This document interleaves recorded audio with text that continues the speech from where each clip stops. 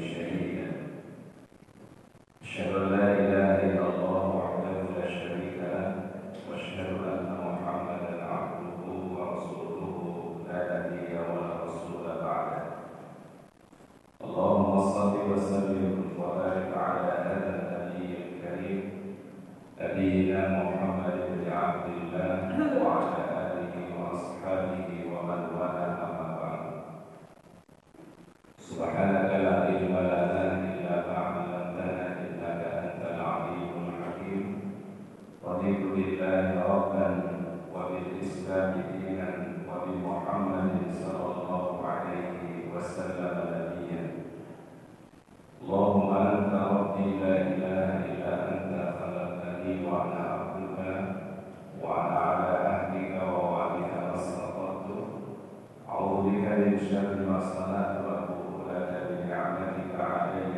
وأبوء بذنبي فاغفر لي فإنه لا يغفر الذنوب إلا أنت. Hadirin kaum muslimin jamaah salat subuh yang dirahmati Allah Subhanahu wa taala.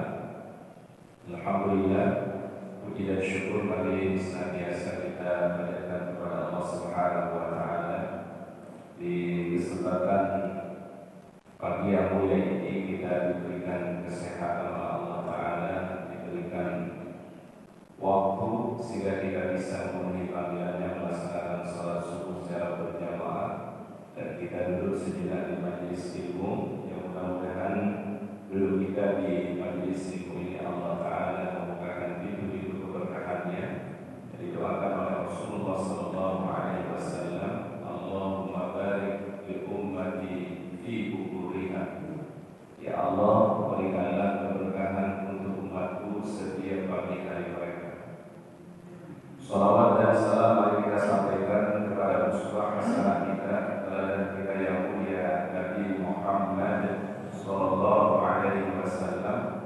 Mudah-mudahan salawat dan salam kita untuk beliau kelak pada yaumul akhir kita mendapatkan syafa'atul uzma.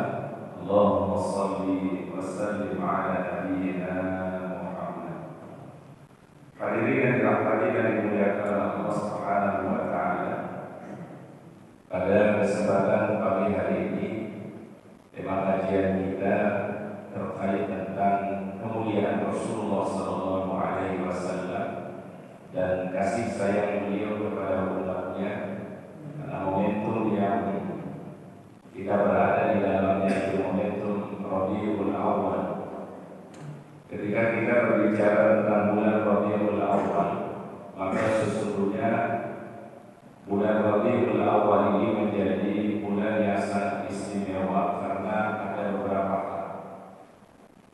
Di antaranya adalah bulan Rabiul Awal merupakan Maulidur Rasul, yaitu kelahiran daripada baginda Rasulullah sallallahu alaihi wasallam.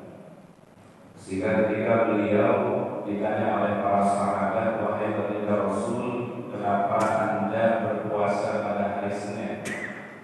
Maka beliau mengatakan, dzalika yaumul wulidtu. Hari Senin itu merupakan hari aku dilahirkan. Jadi beliau senang sekali dengan kelahiran beliau. Sama halnya ketika Allah Subhanahu wa taala menyelamatkan Nabi Musa alaihissalam dari kejaran Firaun yang terjadi pada tanggal 10 Muharram yang dikenal dengan hari Asyura. Maka disunahkan oleh Rasulullah sallallahu alaihi wasallam untuk kita berpuasa sebagai tanda kita begitu bahagia diselamatkannya Nabi Musa alaihissalam. Di bulan Rabiul Awal ini memiliki nilai historis terkait tentang kelahiran orang yang paling mulia baginda Nabi Muhammad sallallahu alaihi wasallam. Kemudian peristiwa yang kedua yang sangat istimewa juga adalah terkait dengan perjalanan daripada hijrahnya baginda Rasulullah SAW dengan para sahabat yang terjadi yaitu pada bulan Rabiul Awal. Allah Subhanahu wa taala sebutkan di dalam ayat Al-Qur'an di surat At-Taubah pada ayat 128 dan ayat 129 29 dan ayat ini menjadi penutup daripada surat Taubah. Insyaallah ayatnya kita hafal semua Bapak Ibu. Allah Subhanahu wa taala firmankan, laqad ja'akum rasulun min anfusikum azizun 'alaihi ma 'anittum harisun 'alaikum bil mu'minina raufur rahim.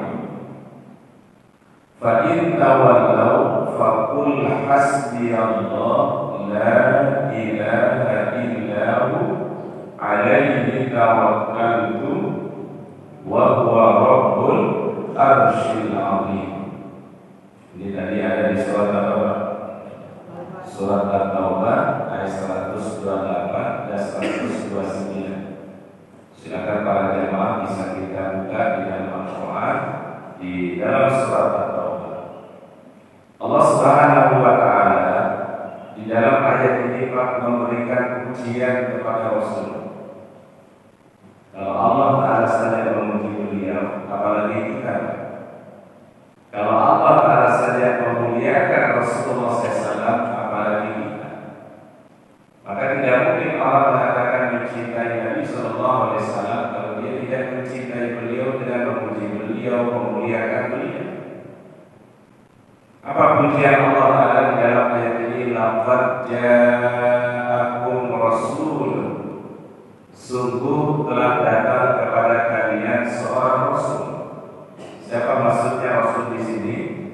Nabi Muhammad Sallallahu Alaihi Wasallam. Laqad ja'akum rasul min anfusikum, dari jenis kalian sendiri. Jadi namanya Nabi dan Rasul itu bukan dari kalangan malaikat. Ya, Nabi dan Rasul itu dari kalangan apa? Manusia terpilih. Manusia yang paling terbaik nasaban wa akhlaqan, baik secara nasabnya dan baik secara akhlaknya. Ini akidah Ahlussunnah. Jadi seorang nabi, seorang rasul yang dipilih oleh Allah Taala menjadi nabi dan rasul, pasti dia adalah yang terbaik akhlaknya dan terbaik nasabnya. Seluruh para nabi. Sehingga para nabi itu kalau di dalam akidah itu adalah sudah terjaga sebelum menjadi nabi, apalagi setelah jadi nabi. Dijaga oleh Allah Taala dari segala keburukan sebelum menjadi nabi dan juga setelah menjadi nabi. Makanya di dalam akidah itu nabi itu terus namanya maksum. Maksum itu artinya terjaga daripada hal-hal yang tidak baik, terjaga daripada akhlak-akhlak yang tidak baik. Itu akidah. Jadi kalau mau marah pada orang yang menghina seorang nabi, menghina seorang rasul, pasti ada masalah di dalam akidahnya. Jadi sederhananya begitu. Jadi kalau ada orang yang menghina nabi, ada yang menghina seorang rasul, pasti ada masalah di apa ya? Di masalah di apa ya? Akidah. Karena nabi dan rasul itu pasti orang pilihan, pasti orang terbaik.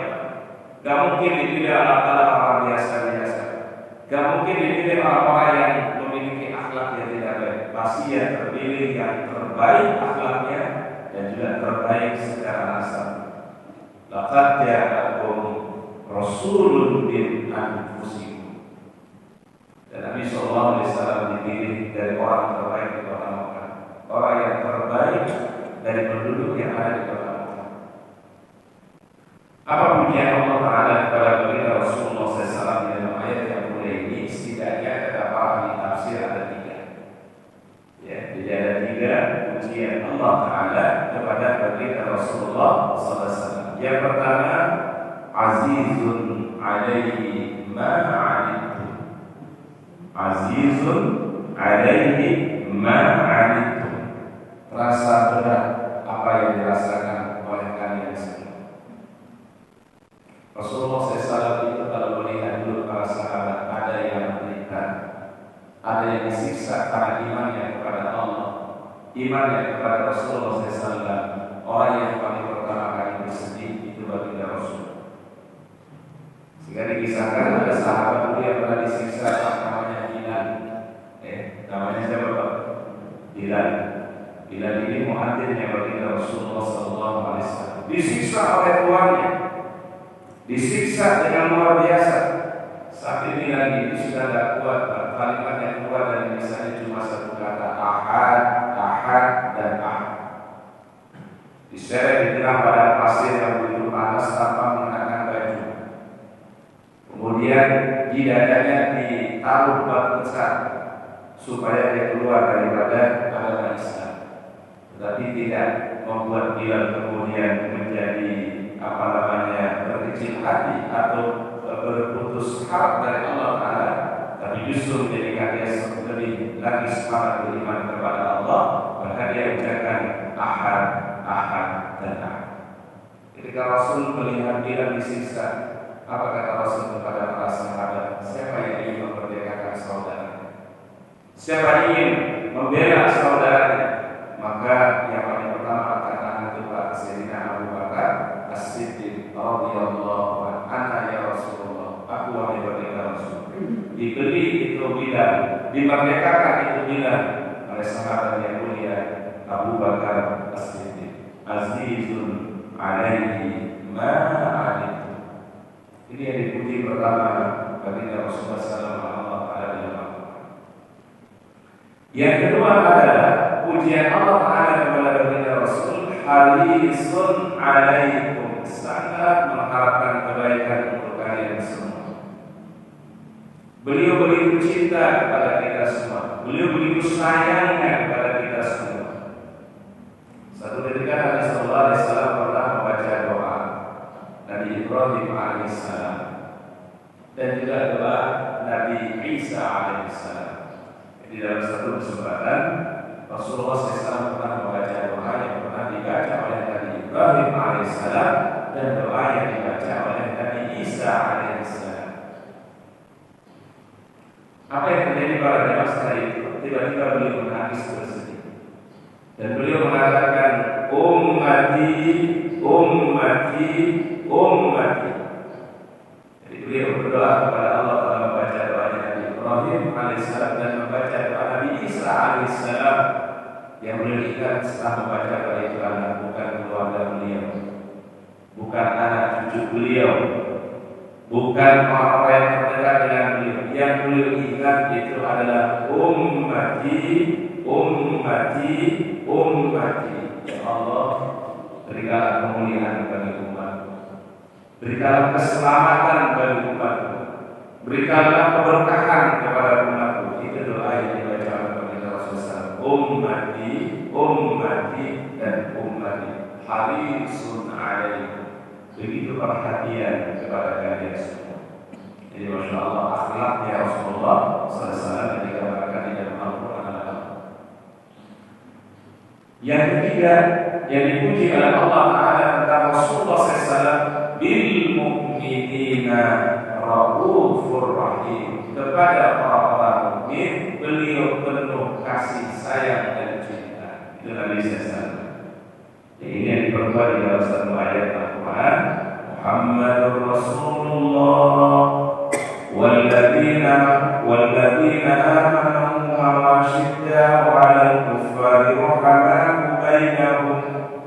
Jadi Nabi SAW itu adalah orang-orang yang bersama beliau adalah orang-orang yang asyidda'u 'alal kuffar, tegas terhadap orang-orang yang kafir, tetapi ruhamaa'u bainahum. Apa ruhamaa'u itu? Penuh kasih sayang kepada sesama. Jangan dibalik ya Pak. Jangan dibalik ya ini Pak. Jangan sama orang yang tidak beriman berkasih sayang, tetapi dengan orang yang sesama beriman tidak berkasih sayang. Asyidda 'alal kuffar ruhamaa'u bainahum. Maka akhlak saling mencintai, saling memuliakan, itu akhlaknya yang diajarkan oleh baginda Rasulullah sallallahu alaihi wasallam. Baginda Rasulullah yang begitu sayang kepada orang-orang beriman, bil mu'minina raufur rahim. Nah di ayat berikutnya, di ayat 129-nya apa firman Allah? Fa in tawallaw. Kalau sekiranya manusia itu berpaling dari wahai Rasulullah, tidak mau beriman kepada wahai Rasulullah, fa qul hasbiyallah la ilaha illahu alaihi tawakkaltu wa huwa rabbul arsyil azim. Dan ini doa para jamaah bagus dibaca, diamalkan setiap selesai sholat subuh dan setiap selesai sholat maghrib. Dibacanya 7 kali. Hasbiyallah la ilaha illahu alaihi tawakkaltu wa huwa rabbul arsyil azim. Hasbiyallah, cukuplah bagi Allah. La ilaha illahu, tidak ada Tuhan yang disembah selain Dia. Alaihi tawakkaltu, kepadanya aku bertawakal. Wa huwa rabbul arsyil azim, Dia adalah Rabb pemilik arsy yang agung. Ini sekali lagi doa sangat dianjurkan oleh baginda Rasul, dibaca setelah salat subuh 7 kali dan dibaca setelah salat maghrib sebanyak 7 kali. Dan memang sebenarnya beliau baca itu adalah setiap selesai salat subuh dan setiap selesai salat maghrib. Hasbiyallah la ilaha illahu alaihi tawakkaltu wa huwa rabbul arsyil azim.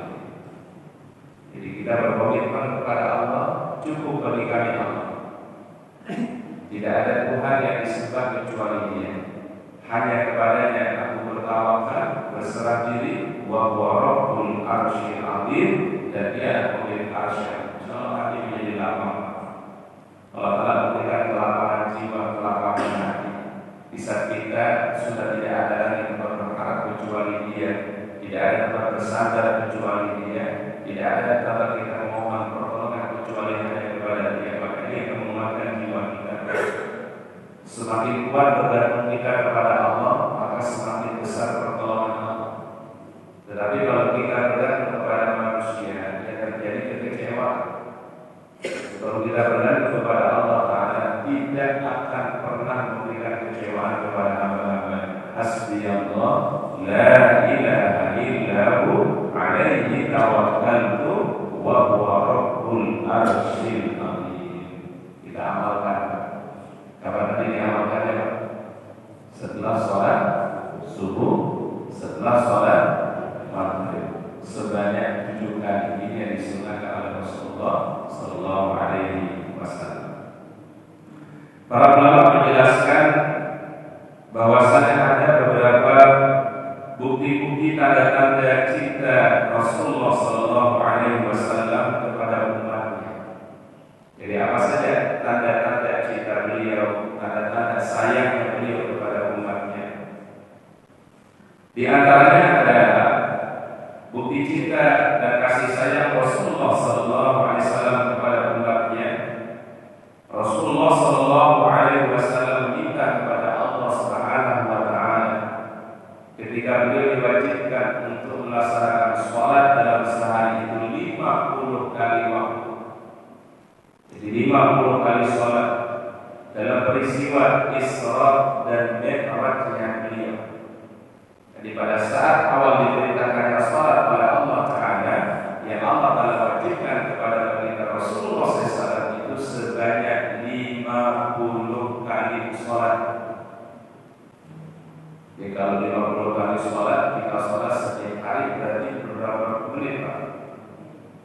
Mungkin per 15 menit, per 20 menit kita sholat. Baru selesai sholat, pulang sebentar, ada di masjid Al-Hikmah, balik lagi ke masjid. Kita pulang 15 menit, 20 menit lagi, ada lagi, balik lagi ke masjid. Sampai berapa kali, Pak? 50 kali. Ini pasti akan terjadi namanya masyarakat. Apa masyarakat? Kesulitan, pasti terasa berat. Maka Rasulullah SAW diberikan keringanan oleh Allah Subhanahu Wa Taala, dan ini menjadi rahmat bagi umat beliau, menjadi kasih sayang Allah Taala yang Allah berikan melalui Nabi Muhammad SAW, yang kewajiban 50 kali salat tadi diwajibkan hanya 5 kali saja. Jadi dari 50 dikasih kompensasi menjadi berapa? Jadi 5. Tetapi keutamaannya kata beliau tidak berkurang. Hiya khamsun khamsina sabda baginda Rasul. 5 kali kita kerjakan, tetapi hakikatnya 50 kali kebaikan yang Allah telah berikan. Jadi artinya apa? Karena satu kebaikan Allah telah lipat gandakan menjadi berapa? 10 kali. Berarti kalau kita sholat subuh hari ini adalah kita sholatnya bukan sekali, Pak. Ini kita sholat subuhnya ada 10 kali. Ya. Nanti sholat zuhur juga sama seperti kita sholat 10 kali sholat. Sholat asar juga demikian, seperti kita sholat 10 kali sholat. Sholat maghrib juga demikian, sholat isya juga demikian. 5 waktu kita kerjakan, tetapi hakikatnya kata Rasul 50 waktu di sisi Allah SWT, seperti pertama kali diwajibkan oleh Allah Taala dalam peristiwa Isra dan Mi'raj ini. Ini kan berarti tanda sayangnya Nabi kepada kita semua. Karena memang syariat Islam ini salah satu karakternya kata para ulama, at-taysir, selalu memberikan kemudahan-kemudahan. Tidak mungkin kita bersulit. Kan banyak ayatnya dalam Al-Quran, Pak. Yuridullahu bikumul yusra wa la yuridu bikumul usra. Allah Ta'ala inginkan kemudahan dan tidak inginkan kesulitan. Jadi kalau ada orang yang menjalankan agama terasa sulit, masih ada problem. Ya Pak, ya, karena Islam ini sudah dikasih kemudahan. Islam ini kita sudah dikasih banyak kompensasi oleh Allah SWT. Namanya dalam istilah fikih rukhsah. Ya, namanya apa? Rukhsah. Coba apa yang kita tidak atau apa saja kondisi yang terasa sulit, masih di situ ada rukhsahnya. Orang lagi bepergian, Pak, lagi safar, pasti orang safar ada kesulitannya, Pak. Dikasih rukhsah. Betul Pak ya?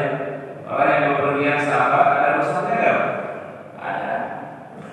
Sholatnya boleh dijamak, zuhur dan asar, maghrib dan isya. Bukan hanya dijamak yang dibolehkan, bahkan boleh mengqashar. Qashar itu berlaku hanya pada sholat ar-rubaiyah, sholat yang jumlahnya 4 rakaat.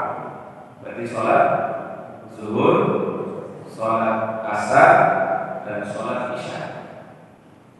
Kalau maghrib jangan dikosor, Pak. Ya, Bapak Ibu maghrib jangan dikosor. Ya, kalau maghrib dikosor jadi berapa? 1,5 bisa kita sholat 1,5. Ya. Jadi kosor itu hanya berlaku kata para ulama firrubaiyah pada sholat yang jumlahnya 4 rakaat saja. Berarti sholat zuhurnya 2, kemudian langsung nanti kita iqamah, kemudian asar langsung dikerjakan Pak, jamak takdim. Demikian juga maghrib kita lakukan setelah sholat maghrib langsung mengerjakan sholat isya yang jamak 2 rakaat. Dan ini sekali lagi rukhsatun min Allah, shadaqatun tasaddaqallahu alaikum. Itulah cara Allah Taala bersedekah kepada kita semua. Oleh karenanya kita merasa bersyukur alhamdulillah sebagai umat beliau, umat Nabi sallallahu alaihi wasallam, kita banyak diberikan kemudahan oleh Allah. Kewajibannya 50 kali sholat, tetapi yang dikerjakan cuma berapa, Pak? Cuma 5. Tapi pahalanya tidak berkurang ya Allah. Makanya terkadang kalau kita baca hadis tentang keutamaan sholat 5 waktu, terkadang kita malu sama Allah kalau masih ada orang yang ninggalin sholat. Malu sama Allah Ta'ala kalau kita lalaikan sholat. Yang pertama kali diwajibkan 50, kemudian dijadikan 5, masih ada yang melalaikan Allah. Ya Pak ya. Enggak kebayang tadi Pak kalau diwajibkan 50 kali sholat. Ini udah dikasih diskon aja, udah dikasih kompensasi aja, masih dilalaikan. Maka kata kalau sholat itu dijadikan sebagai tiangnya agama. Baiknya sholat orang, baiknya amal-amalnya nanti di akhir. Tapi kalau rusaknya sholat tidak ditinggalkan sholatnya, dilalaikan sholatnya, maka imbasnya bergulir pada amal-amal yang lain. As-sholatu imaduddin. Sholat itu adalah tiangnya agama. Siapa yang menegakkan tiang agama, maka berarti dia telah tegak agamanya. Tapi siapa yang meninggalkan sholat sama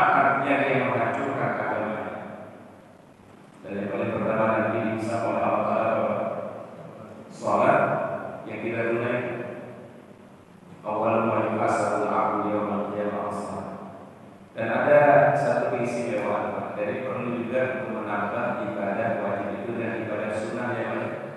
Ada qobliyah, ada ba'diyah, ada duha, ada tahajud, ada witir, ada istikharah, ada sholat tahiyatul masjid dan seterusnya. Itu penting, Pak. Kenapa penting, Ustaz? Karena rupanya nanti setelah dihisab itu sholat ditanya oleh Allah kepada para malaikat, wahai malaikat, cek ibadah sholat hamba. Kalau dia sholatnya sempurna, kalau sholatnya ditunaikan dengan baik, dia memenuhi syarat-syaratnya, rukun-rukunnya, sunnah-sunnahnya, tulis dia telah jalankan dengan baik. Tapi apabila sholatnya ada kekurangannya, mungkin khusyuknya kurang, mungkin ada hal-hal yang kurang dia jalankan pada ibadah wajib, apa kata Allah kepada para malaikat? Tolong dicek apakah hamba punya ibadah sunnah, apakah hamba punya sholat sunnah.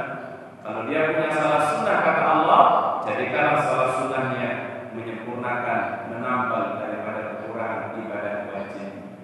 Jadi kita ini sebenarnya sangat butuh juga kepada ibadah-ibadah yang sunnah. Yang utama memang ibadah apa? Ya wajib. Tetapi kalau kita tambahkan dengan sunnah, alhamdulillah. Nah, karenanya Rasul memberikan motivasi, Pak. Jangan tinggalkan sholat sunnah 12 rakaat setiap hari. Dalam satu hadis sahihnya kata beliau, "Man shalla sintai raka'atan, sintai asyrata raka'atan fil yaumi wal lailah." Siapa saja yang mengerjakan sholat sunnah 12 rakaat setiap hari. Apa yang Allah Ta'ala berikan? Banallahu lahu baitan fil jannah, dibangun rumah yang indah di dalam surga Allah. Apa amalannya kata beliau? Pertama, sholat sunnah 2 rakaat sebelum subuh.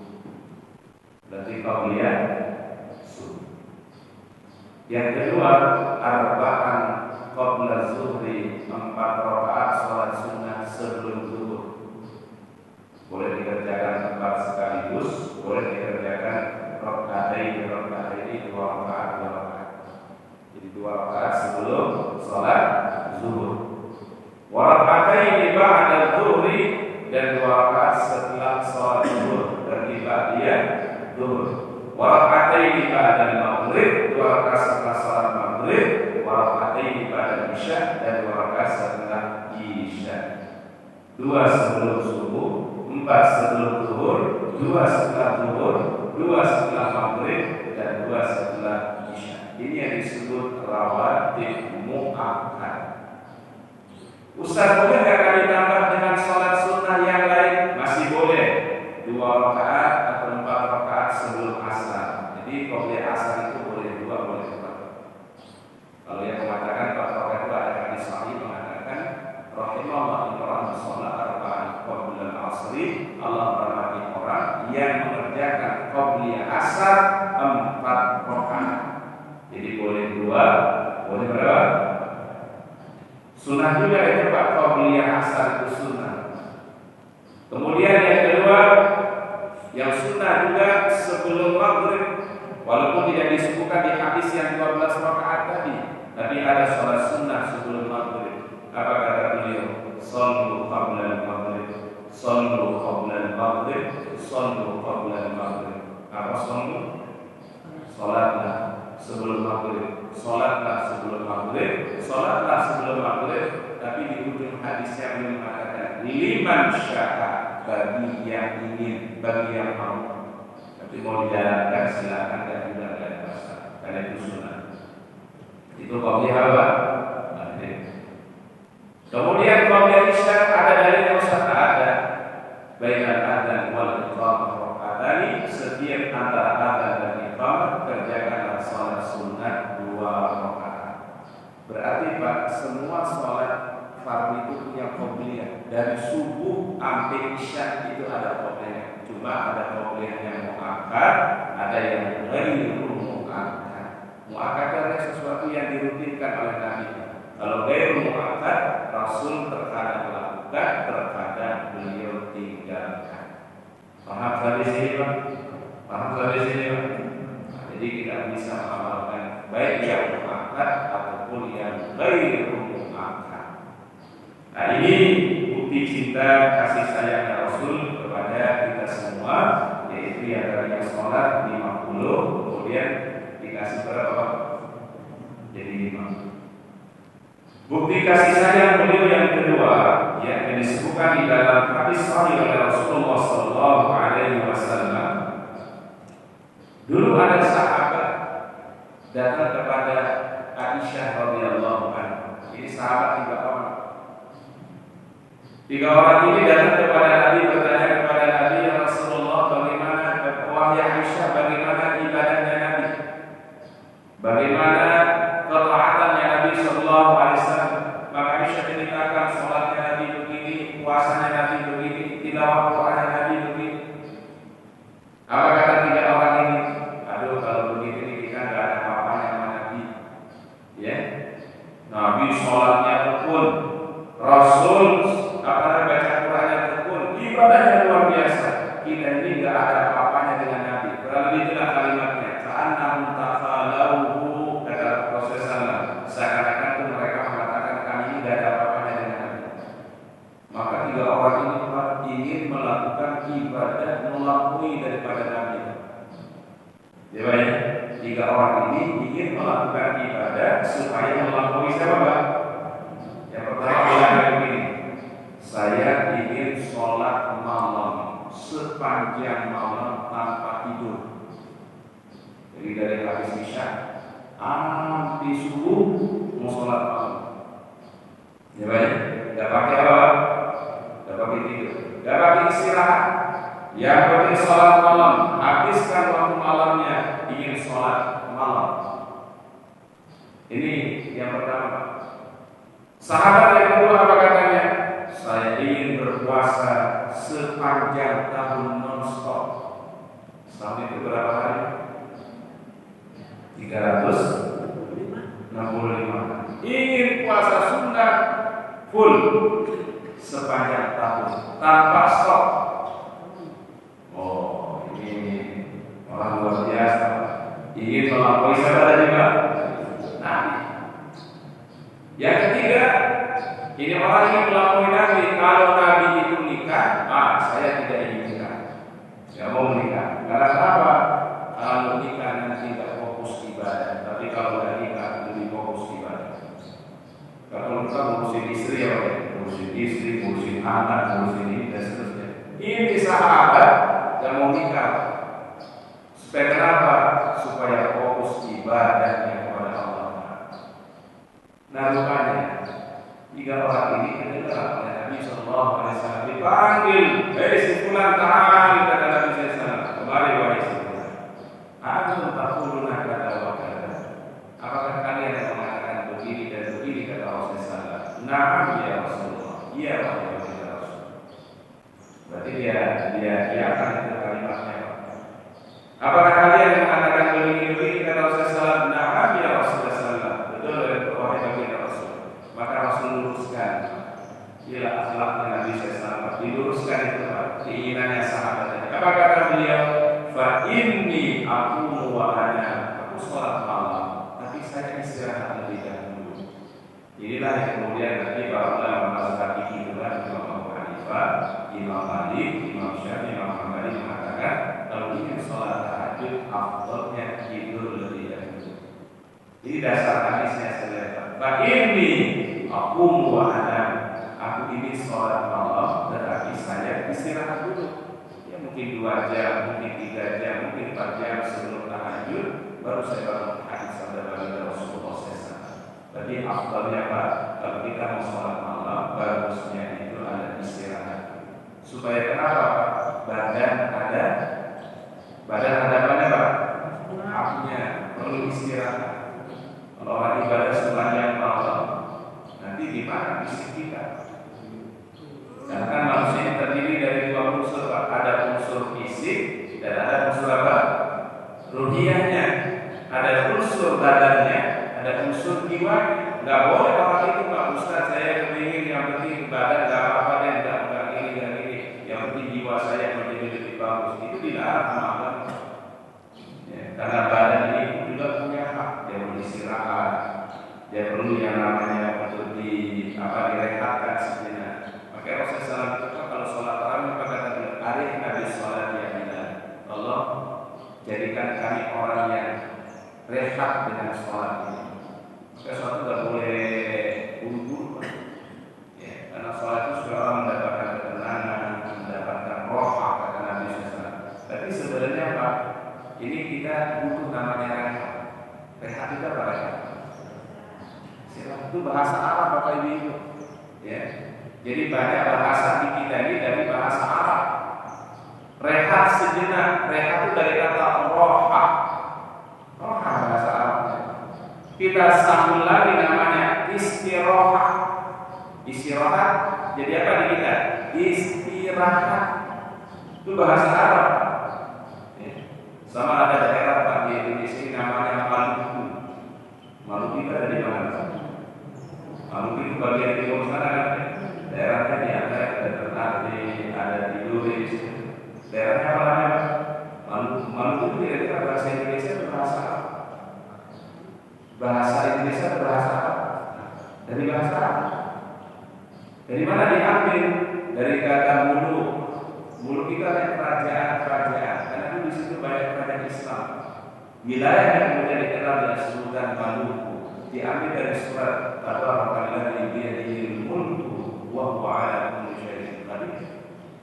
Jadi daerah Maluku itu daerah kerajaan Islam, ya. Makanya daerah itu disebut daerah Maluku. Ada satu ibu kota negara di Asia Tenggara ini namanya Manila. Manila itu mana? Manila itu ibu kotanya Filipina. Itu Manila itu kira-kira bahasa Arab atau bahasa Filipina? Bukan bahasa Filipina. Itu dari bahasa Arab. Fi amanillah. Dulu kerajaan Islam di sana. Dulu mayoritasnya Muslim, Pak. Itu mendapat penjajah dari Portugis kalau tidak salah. Portugis kalau tidak salah yang menjajahnya. Itu dulu raja Islam di situ. Nah, wilayah itu disebut fi amanillah. Semoga selalu dalam lindungan Allah Subhanahu wa taala. Disebut dengan Manila. Itu dari bahasa Arab. Ya. Jadi artinya pengaruh Islam, pengaruh bahasa Arab itu kuat, terutama di di Asia Tenggara. Orang tua kita dulu banyak nulis itu Pak, yang pakai huruf Arab itu Pak, disebut dengan Arab Melayu tulisan Arab Melayu kalau salah namanya, yang menggunakan huruf-huruf Arab itu Pak, yang itu huruf hijaiyah. Tetapi isinya ya bahasa Indonesia Pak, tapi ditulisnya pakai huruf bahasa Arab. Itu berarti pengaruh Islamnya kuat. Ya baik, pengaruh Islam itu dari yang bisa dinafikan. Nah, cuma dengan datangnya para penjajah itu, kemudian Islam itu pelan-pelan dikikis. Ya, pelan-pelan Islam itu dijauhkan umat ini daripada agama. Jadi penjajah itu nggak pure penjajah. Kalau kita baca sejarah dulu, penjajah datang ke sini mau cari rempah-rempah banyak di Eropa sana. Tapi ada tujuannya yang baik. Ada tujuan tansir, ingin menyebarkan agama mereka. Itu bagian daripada yang disebut dengan kristenisasi. Ya, jadi mereka selain dapat rempah-rempah, ya dapat apa Pak? Mereka dapat menyebarkan agama mereka di Nusantara ini. Nah, jadi motif bisnisnya itu ada, tapi motif untuk menyebarkan agama itu juga ada. Ya. Nah, sehingga itu tidak bisa dipungkiri. Sehingga apa yang terjadi? Dulu musuh utama mereka itu raja-raja Islam, Pak, raja-raja Islam musuh mereka. Ya, jadi musuhnya para penjajah dan kerajaan apa? Maka gimana caranya? Dikikis naik nilai Islam itu pelan-pelan. Makanya benar kata Rasulullah, nanti umat ini akan mengikuti mereka. Ya, shibron kata Nabi, sejengkal demi sejengkal, pelan-pelan. Hatta lo terlalu rotot dan terlalu gemuk. Kalau sekalian mereka masuk dalam lubang biawak saja, ya kalian bisa ikut mereka. Artinya memang mereka ada upaya untuk mengikis daripada keimanan kita, mengikis akidah kita. Jadi Jadi motif agamanya itu ada. Tapi kalau kita baca di sejarah kan dulu Belanda datang ke Indonesia, apa namanya, untuk mencari apa rempah-rempah. Itu kan banyak di bagian daerah sana. Itu motifnya itu bukan hanya rempah-rempah. Kalau mau cari rempah-rempah lebih banyak di negara yang lebih dekat dari mereka. Tapi kenapa cari di Indonesia yang sangat jauh dari wilayah mereka? Tapi tidak ada motif lain. Apa istilahnya? Ada udang di balik.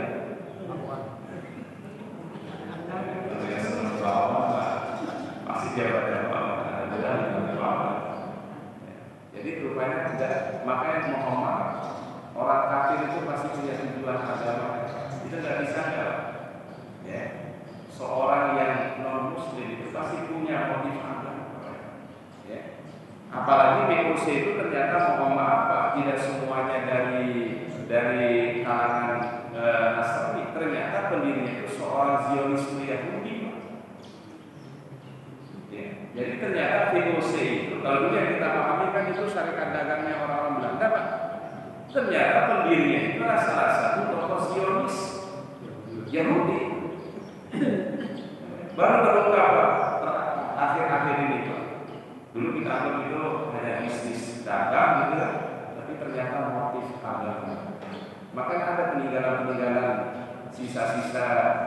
Makanya kenapa sekarang ada Yahudi di satu daerah di Sulawesi Utara itu peninggalan dari situ. Sekarang ada Yahudi itu nama-nama Yahudi. Sekarang sudah mulai mereka muncul agama Yahudi di Indonesia. Jadi artinya motif daripada menyebarkan agama itu pasti ada. Cuma di luarnya pendekatannya adalah mereka mencari apa Pak? Rempah. Baik, kemudian Rasulullah SAW mengatakan, "Fa inni asum wa uftir." Aku ini berpuasa, tapi aku berbuka. Maka puasa itu nggak boleh terus-menerus, Pak. Nggak boleh lanjut terus. Kecuali kalau puasa Ramadan ya, Pak. Kalau puasa Ramadan memang harus full 1 bulan. Tapi kalau puasa sunnah nggak boleh, Pak. Ya. Kenapa? Kata Rasulullah SAW, supaya memberikan hak isi kita. Maka Rasul mengatakan sebagai puasa itu, kalau orang paling rajin puasa, jangan melebihi puasa Daud alaihissalam. Nabi Daud alaihissalam, sehari puasa, sehari tidak, sehari puasa, sehari tidak. Tapi yang puasa setiap hari tidak pasti diisi puasanya para nabi. Ustaz, boleh nggak saya puasa sunnah sepanjang tahun? Gak boleh, haram hukumnya. Jadi ibadah itu ternyata pakai aturan. Orang kan berpikir Ustaz puasa kan bagus. Yang bagus belum tentu sesuai. Yang bagus belum tentu benar. Kalau dia salah berarti tidak boleh. Kemudian yang terakhir kata beliau sallallahu wa ana atazawwajun nisa. Aku juga menikah kata beliau. Ya. Jadi aku juga menikah kata beliau. An-nikahu sunnati faman raghiba an sunnati falaysa minni. Sunnah itu, nikah itu adalah sunnahku. Barang siapa yang tidak mencintai daripada sunnahku, khawatir dia tidak termasuk bagian daripada umat. Maka salah satu bukti kita menjalankan sunnah Nabi, lakukan ibadah itu sesuai dengan yang diperintahkan oleh beliau. Jangan kita kemudian melakukan hal yang keluar daripada fitrah manusia. Itu kan dari fitrah dari Pak. Mau sholat malam sepanjang malam itu ada fitrah. Kemudian apa tadi ingin puasa setiap hari itu dari fitrah, nggak boleh. Karena kenapa? Manusia ini kebanyakan diciptakan adalah berdasarkan fitrahnya. Fitrah Allah allati fatara an-nasa 'alaihi. Itulah fitrah yang Allah telah jadikan untuk setiap manusia. Makanya apa saja yang melanggar fitrah itu nggak boleh. Baik, kemudian berikutnya adalah bukti kasih sayang Rasulullah SAW kepada umatnya. Beliau Nabi SAW, Nabi yang paling pertama kali mendapatkan syafaat dari Allah, namanya syafaatul uzma. Apa namanya Pak? Syafaatul uzma. Di saat manusia mengalami kesulitan di padang mahsyar, mereka datang kepada Nabi Adam. Tolong Adam mintakan syafaat kepada Allah. Ada yang sanggup. Manusia datang kepada Nabi Nuh, untuk memintakan syafaat kepada Allah, tapi Nabi juga tidak siap. Kemudian manusia datang kepada Nabi Ibrahim meminta supaya diberikan syafaat oleh Allah Taala. Nabi Ibrahim juga tidak sanggup memintakan syafaat kepada Nabi Musa juga demikian, Nabi Isa juga demikian, sampai manusia datang kepada Nabi Muhammad SAW. Maka kemudian ketika beliau menghadap kepada Allah Taala, disebutkan dalam hadis sahih itu, proses salat diilhamkan oleh Allah Taala dengan kalimat-kalimat pujian. Dia memuji Allah Taala, dia taat kepada Allah. Kemudian Allah Taala berfirman, "Irfa' ra'saka ya Muhammad." Angkat kepala wahai Muhammad, wahai Rasulullah, isfa' syafa'. Kalau kamu minta syafaat, aku berikan syafaat kepadamu. Insyaallah. Jadi kita ambil pembelajaran kalau kita mau berdoa itu mohon diawali dengan memuji Allah. Ya. Ucapkan kalimat alhamdulillah sebelum kita mulai doa kita. Apa kemudian Rasulullah SAW memberikan syafaat yang disebut dengan syafaatul uzma. Ini yang disebut di surat Al-Isra ayat 79 dan 80. Wa minal laili fatahajjat bihi nafilatan lak asa ayyab'asaka rabbuka maqaman mahmudan wa qur rabbi adkhilni mudkhala sidqin wa akhrijni mukhraja sidqin waj'alni min ladunka sultanan nasira. Dan di antara waktu malam bangun untuk sholat tahajud. Apa yang Allah lakukan? Asari ya rasa qarah bukan maqaman mahmuda, nanti kau dibangkitkan pada tempat yang terpuji. Katakanlah, masukkanlah aku dengan cara yang baik, keluarkan aku dengan cara yang baik, dan berikanlah pertolongan dari sisimu ya Allah. Ini ada seorang tokoh ulama kita terdahulu, Pak. Salah satu pendiri Dewan Dakwah Islamiyah, namanya Muhammad Nasir. Jadi seorang tokoh ulama Indonesia Pak yang namanya harum di Timur Tengah. Dan beliau ternyata bukan hanya ulama saja, beliau diplomat Indonesia, dia mewakili Indonesia di Timur Tengah. Makanya dulu, masya Allah, diplomasinya luar biasa. Ya, diberikan lebih oleh Allah Taala M. Nasir atau Muhammad Nasir. Dan beliau fokus kepada dakwah. Makanya kalau kita baca buku-buku beliau, lebih banyak tentang konsep-konsep dakwah. Mendirikan ormas Islam namanya Dewan Dakwah Islamiyah. Itu ada di Senen sana, di Keramat Senen. Ya, ada markas namanya Markas Dewan Dakwah Islamiyah. Ya. Apa amalan beliau? Salah satu yang beliau sering amalkan, ini adalah membaca ayat yang tadi disebutkan dalam surat Al-Isra tadi. Dan ini adalah doa yang luar biasa dari Al-Quran. Wa qur rabbi adkhilni mudkhala sidqin wa akhrijni mukhraja sidqin waj'alni min ladunka sultanan nasira. Insyaallah kalau kata Imam Ibnu Katsir dan Imam Qurtubi, kalau orang tahajud itu kalau muliakan martabat. Pertama, dijamin husnul khatimah. Yang kedua, Allah Taala bangkitkan dia nanti dalam keadaan yang baik. Kemudian yang ketiga, doa-doanya diijabah oleh Allah. Dan yang keempat, segera diberikan pertolongan oleh Allah Subhanahu wa Ta'ala. Dan ini yang paling utama lagi, maqaman mahmudan. Ini disebut dengan syafaatul uzma yang diberikan kepada Rasulullah sallallahu alaihi wasallam. Hadirin dirahmati Allah Subhanahu wa Ta'ala. Itu kajian yang dapat kami sampaikan pada kesempatan pagi hari ini. Semoga tema ini menjadi tema yang menumbuhkan cita-cita kepada Rasulullah SAW, menumbuhkan semangat kita untuk mengamalkan sunnah-sunnah beliau. Karena kenapa?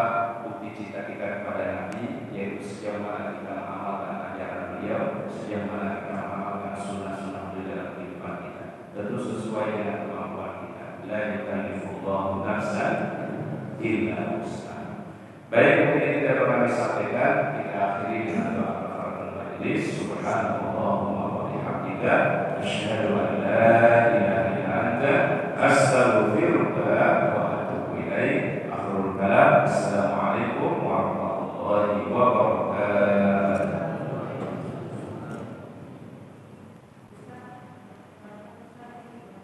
Kenapa, Bu?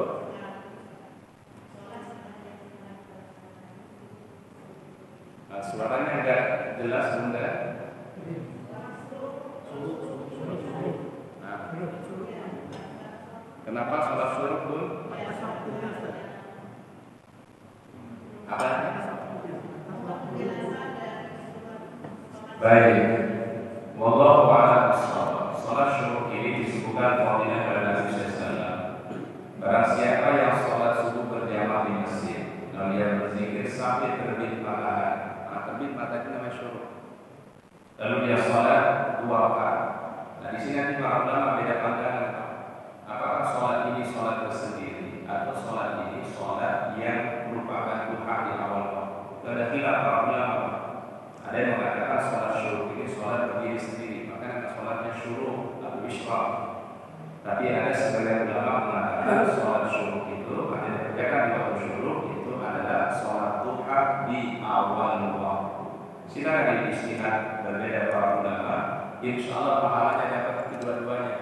Mau dijadikan sholat syuruk tersendiri boleh, dapat pahala tadi seperti haji dan umrah sempurna dan sempurna. Ada juga sebagian ulama mengatakan itu sholat duha di awal waktu. Monggo kalau ada mungkin yang meyakini itu sholat duha di awal waktu juga dapat pahala yang sama seperti haji dan umrah sempurna dan sempurna. Ya begitu Bu ya. Baik, silakan. Mengenai sholat sunat mutlak kan banyak dari riwayat-riwayat. Iya. Imam-imam itu ada yang sholatnya tidak berjamaah. Iya, ada yang sholat sunat mutlak sampai 300 rakaat. Baik, jadi begini. Fadilahnya apa? Fadilahnya apa saja? Di apa di dua-dua apa boleh disambung misalnya 4 ada ustaz yang bilang itu boleh dipadikan sekali. Oh gitu baik. Pelaksananya yang Seperti apa pelaksanaannya? Baik. Ini berapa bagus Pak tentang sholat sunnah namanya mutlak. Sholat sunnah mutlak kata para ulama, sholat sunnah yang tidak dibatasi jumlah rakaatnya. Semampu kita. Kalau jamaah ini mampu 100 rakaat boleh. Kalau mampu 200 rakaat boleh. Namanya sholat sunnah apa namanya? Mutlak. Minimal 2 rakaat. Dalilnya adalah kata para ulama, hadis Rasulullah SAW, khairu a'malikum as-shalat. Amal yang paling dicintai oleh Allah itu sholat. Cuma Rasul ingatkan ada larangan-larangan jangan melakukan sholat sunnah mutlak di 5 waktu terlarang. Pertama, batas subuh, habis subuh. Yang kedua, waktu syuruk, waktu terbit matahari. Ini berlaku untuk sholat sunnah mutlak, nggak boleh di situ. Ya Pak ya. Makanya kalau sholat mutlak itu tidak boleh dilakukan di waktu syuruk. Ya. Kemudian yang ketiga adalah ketika tergelincir matahari. Tergelincir itu setengah jam sebelum zuhur. Keempat adalah setelah sholat asar. Tidak boleh sholat sunnah mutlak. Dan yang kelima adalah waktu terbenamnya matahari. Itu waktu yang diharap untuk sholat sunnah mutlak. Tapi di luar sholat sunnah mutlak, sholat sunnah syuruk, sholat duha di awal waktu, silakan dilakukan di luar daripada waktu tadi itu hukumnya boleh. Tetapi di 5 waktu tadi dilarang. Sholat tahiyatul masjid boleh nggak di waktu setelah sholat subuh? Boleh. Karena dia bukan sholat mutlak. Sholat jenazah dilakukan setelah subuh, setelah asar boleh? Boleh. Karena dia bukan sholat sunnah. Jadi sholat yang punya sebab itu dibolehkan.